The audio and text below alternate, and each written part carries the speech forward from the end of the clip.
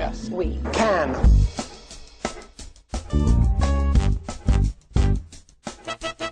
It's time for the Russ Belville Show's Cannabis Q&A with Dr. Mitch Earlywine. Dr. Earlywine is a professor of psychology at the State University of New York at Albany and a leading author and researcher on cannabinoids and health, who pins the Ask Dr. Mitch column for High Times magazine. Get your questions ready in our live chat or call in to 971-533-7111 now. All right, folks, time to take your medicine. It's Cannabis Science Wednesdays, and Dr. Mitch Earlywine joins us from Albany. How you doing, Dr. Mitch? Crazy day, but good to be on the show. Crazy day? What's been so crazy? Oh, I'm working on a grant for sexual assault stuff, so my head's in a really gruesome literature. Oh, yeah, that's a difficult subject for sure. Before we get started, I want to remind everyone that you can get your live questions in here for Dr. Mitch Earlywine. You can dial us at 971-533-7111, or you can get into our chat room on Ustream. Just type /login, and you can create an account. We're looking for the questions out there in the chat. While those are building up, we always give Dr. Mitch the first word here to let us know what's the latest in cannabis science. So what's up, Dr. Mitch? Well, so a big study out of Harvard's epidemiology department is taking a look at folks who've already had one heart attack. If they smoke cannabis, are they more likely to have another one or die from it? And it's curious because we do get a lot of calls about this.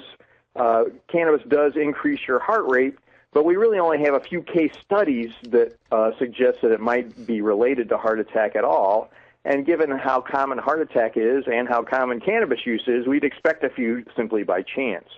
Well, these guys took a good look at some really huge samples, over 1,000 in 2 different cohorts, and did not find any links between using cannabis and dying from a second heart attack if you've already had a first one. I should mention that the sample sizes of folks who actually smoked a lot of pot and had already had a heart attack were remarkably small. But nevertheless, it doesn't look like there's any evidence that this is as big an issue as some of the case studies have implied. All right, so we'll keep our eye on that. And again, this is where it's going to start getting interesting, folks. Over these next 3 or 4 years, as marijuana becomes more legal, there'll be more studies on it, and we'll be able to answer some of these questions. I had a question, and it's interesting you brought up that you were studying sexual assault, because that's what my question had to do with. We just saw the horrific case that went down in Steubenville, Ohio, where high school students were convicted of sexual assault or rape. I forget what the exact charge was, at a party. They were drunk. Girl was way drunk, passed out, and they had, they basically raped her. And we hear stories like this all the time, and almost always they seem to be connected with teenage alcohol use. And I'm just wondering, have we ever heard of that with marijuana use? Is there any evidence of that whatsoever? And isn't it a shame that we're steering kids toward alcohol? It's curious because, of course, the fact that alcohol is so available and in some ways so overlooked on this is really sad. And this is such a horrendously horrible crime. I mean, just despicable behavior in so many ways.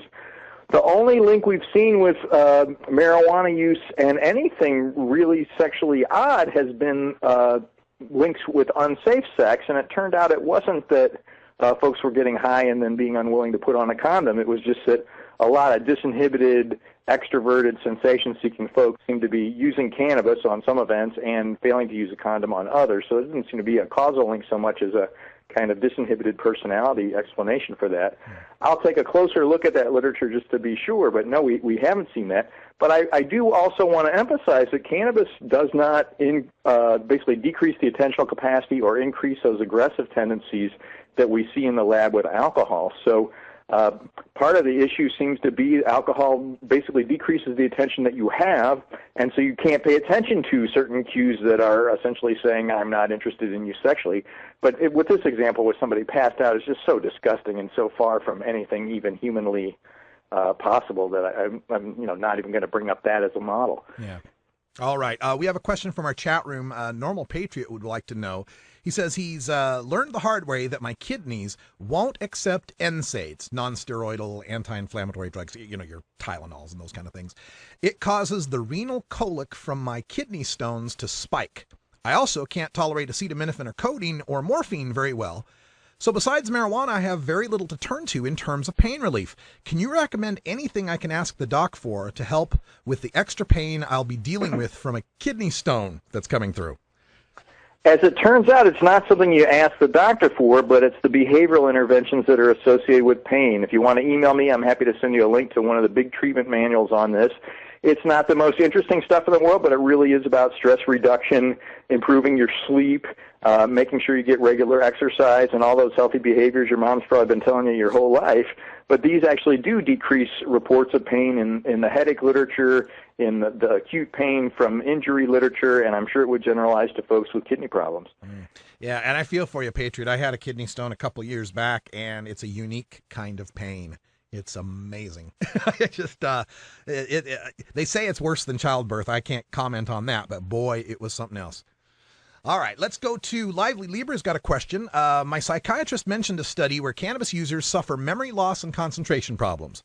Can't remember what medical acronym it was, but do you know of it? The study, I suppose. It's curious because a lot of psychiatrists seem to be fed this at some kind of lecture in their training. Acute use of cannabis, that means while you are high, yes, you do see impairments in forming new memories and the ability to concentrate on difficult topics. But chronic effects, if you've been using for a long time but you're not high at the time of testing, either there is no memory effect or it is so small that it is laughably insignificant. So unfortunately, I'm afraid her psychiatrist has been essentially misinformed. Yeah, this seems to happen quite a bit. We get doctors that will get this early training and they never react to any of the changes in the literature or the understanding of cannabinoids. Is there any move in the medical profession to, I know you guys have things like continuing education credits you have to get. Is there any move to try to get more understanding of cannabinoids involved in that continuing education? In fact, just as I was leaving USC, we had it set up so a continuing medical education on cannabinoids was getting started in 2005, and that has really run with it. It's just done really well. There's some efforts to make that happen in Massachusetts. But, I don't mean to belittle this because psychiatrists are busy. There are new drugs coming out all the time. The DSM is about to change. All kinds of things are happening for them. Nevertheless, I do feel like in order to be a modern person in practice, either refer somebody to somebody who actually knows this or shut your mouth. Say, I don't know, because clearly this is a real disservice to the field. Yeah, absolutely. And it's going to be fascinating over the next 20 years, a generation from now, what the doctors will know and be taught about cannabis will just be completely different than what they've been taught up to now. We're speaking with Dr. Mitch Earlywine, a clinical researcher at SUNY Albany and the author of Understanding Marijuana, Parent's Guide to Marijuana, and the Ask Dr. Mitch column in High Times Magazine. If you are shy about getting your question here live on the air, you can always send it in by email. Sometimes that's easier. Just go to our contact page at 420radio.org. Use the little drop-down box. There's an Ask Dr. Mitch line there, and the email will go straight to Dr. Mitch. Or you can send it to 420research@gmail.com. We have a question here from Cannabosum who wants to know, what can you tell me regarding HIV and cannabis, especially using the Rick Simpson oil? So unfortunately, there are no data on the Rick Simpson oil. We don't have a cure for HIV. There was a lot of concern that somehow cannabis was going to decrease immune function in people who had HIV or AIDS. It turns out that that was an overgeneralization from work in the Petri dishes. So, yeah, if you do have a bunch of white blood cells in a Petri dish and give them a pound of THC, they do seem to show some modest impairments. But in humans, normal doses of cannabis with reasonable amounts of THC did not seem to impair immune function in HIV patients. So that doesn't seem to be a big issue. I wish we had more data on the Rick Simpson oil. It seems like it's basically a concentrated form of all the cannabinoids. I doubt it would cure any kind of immune dysfunctions, but it seems like it would be good for all the associated neuropathic pain or other symptoms that are often co-varying with HIV. And in the late stages, some of the problems with appetite also ought to be easier to challenge with cannabis involved. I know that a lot of the history of medical marijuana goes back to the early AIDS activists in the Bay Area, so I imagine there's a lot of anecdotal evidence on this. It's curious because the huge number of folks who've said they've had a positive response both for pain, for appetite and weight loss, and some things that you wouldn't normally think of, but just basically being able to have a happier, undepressed kind of outlook seems to be pretty compelling. But getting funding to gather those data more formally with larger samples is just not a top priority of the government right now. Yeah, you're not going to get it from NIDA, that's for sure. They don't want to learn anything good about marijuana. All right, one last thing that I've got. I'm coming up on a rant here. I'm going to talk a little bit about child endangerment when they take kids away because the parents are growing pot. Right. And as I was doing some research on this and looking through some of the stories, I found a commenter on one of the pages talking about a study that had been done. And I don't have it in front of me, and I just vaguely recall the numbers, but it was a study of infants who had been born drug positive, whether they were positive for cocaine or meth or alcohol or cannabis, whatever it was. They tracked these babies for 2 years, and they wanted to find out what the rate of infant death was among these kids. And out of 500, something like 44 of them had died in that 2-year span. And the numbers they found were with, cocaine and meth and alcohol, like in the double digits, like 17 per 1,000 births or 16 or 15, somewhere in that range. And for cannabis, not only was it like something like 8 or 9 deaths per 1,000 live births, but it was also lower than the babies who had been born drug negative. I'm wondering if you recall this study and was it on the right track? Was this commenter right on this?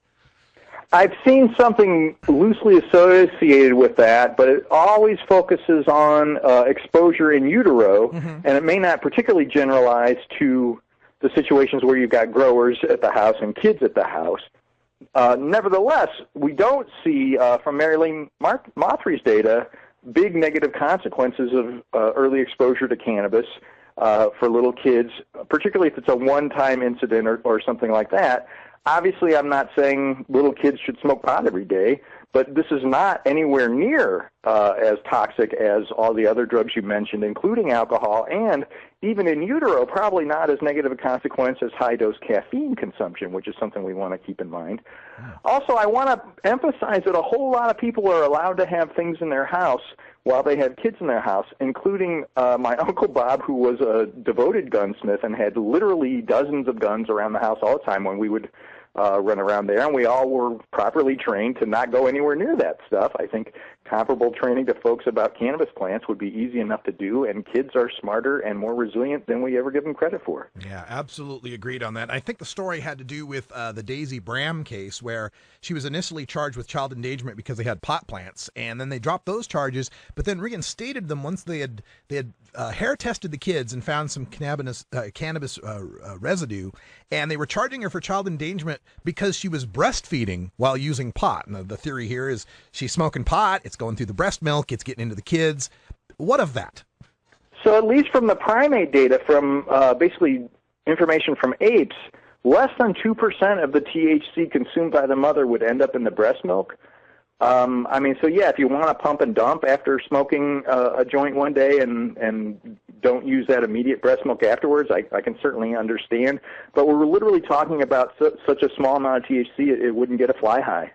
All right. Well, seems like just another way to discriminate against those of us who are marijuana users. Dr. Mitch, we always appreciate you coming here on Wednesdays. We'll do it again next week, folks. If you didn't get a chance to get your question in, check 420radio.org/contact if you'd like to send your question in anonymously.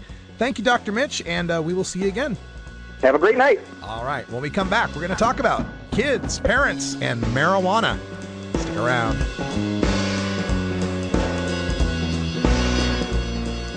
We'll be right back after these messages from our 420 friendly sponsors. Support these advertisers because their ad money goes straight to the Russ Belville Show.